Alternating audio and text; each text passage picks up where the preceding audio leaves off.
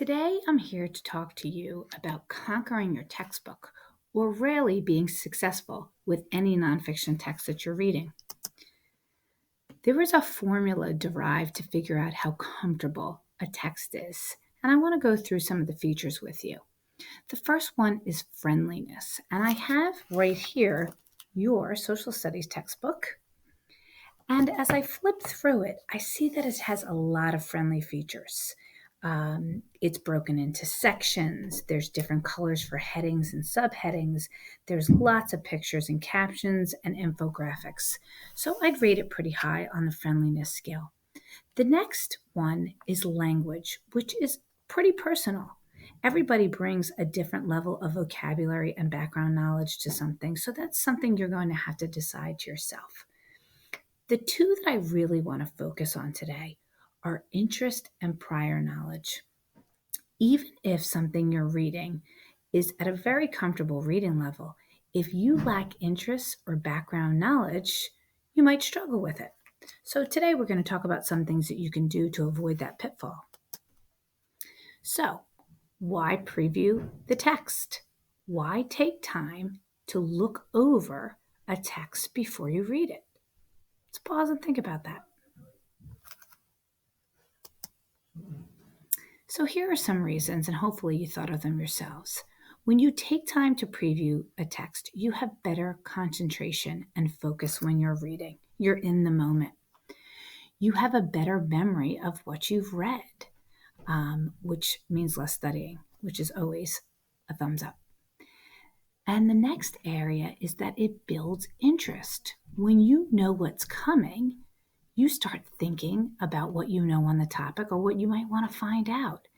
And in a moment, we're going to look at a quote about how important having prior knowledge is. So this study confirmed that it's easier to learn something when we can attach it to something we already know. As teachers, we work really hard to build your background knowledge, but it's really important that you activate it. Let's say you're in a lesson on a Friday and your teacher works really hard to give you some interesting facts and background information about the new topic you're going to read, and then a weekend goes by. And then she says, go ahead and read section 1. Your mind might not have opened all the files on the topics that you know or that she activated for you on Friday. So we're going to walk through some things that you can do to preview a text. I have here some features that are particular to your social studies text. So it might be a good time to pause the video and go grab your textbook. Hopefully, you have your textbook. Let's take a look at some of the things that you can preview to help build your interest and activate your background knowledge so that you can connect new information. In the beginning of section 1 on page 10, you have objectives in the top left. And for right now, I'm just going to go through them and then we'll do a preview together. To the right of the objectives are key terms. And I recommend that you glance through them. You don't need to read all of the definitions. You might want to read them for words that are unfamiliar.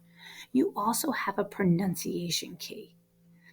The next feature that you have, I'm actually skipping over the introduction here, are these red headings. And I find that throughout your textbook, most of the text under your red headings is pretty short and really helps to build prior knowledge. So this is a great place to activate what you know or add to it. Underneath the red headings, you have blue subheadings. So we're going to recommend that you read over those subheadings. Sometimes I dip in and I read the first sentence or two under the subheading.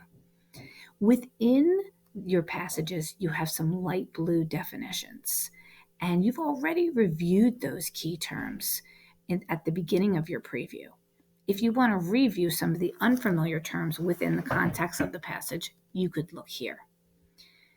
Another really, really important feature are those visuals and pictures. Some of your visuals are pictures, and some of them are called what we call infographics. And you have some captions under each one. And then you have an infer question, which you can skip when you're doing the preview. I have decided to move the introduction to the end of the preview, but it's really personal. I think the introductions in your book are great, but they're kind of long sometimes.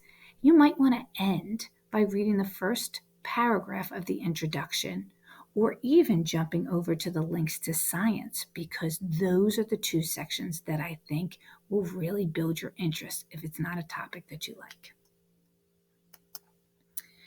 As I mentioned before, visuals and infographics are key.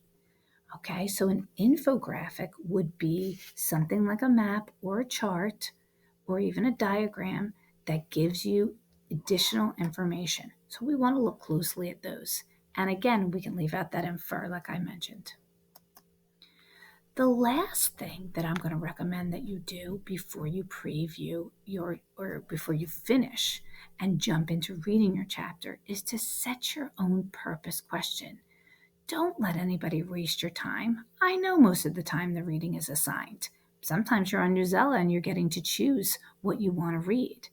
So you can use that objective in the beginning to help you set a purpose question. You can use those headings. And I put some of my favorite questions at the top to think about as you read nonfiction. What did I need the author to explain further? Meaning they just assumed I knew it and they didn't give me the background I needed. And I know that maybe you've already learned that you can drop the level on Newsela if you find that happening a lot. What surprises me? What's different than what you thought? What confirms, challenges, or changes my thinking? Right? We're always assessing a text for credibility and to see what level of knowledge we have. So when we're done previewing, you're going to go ahead and set your own purpose question.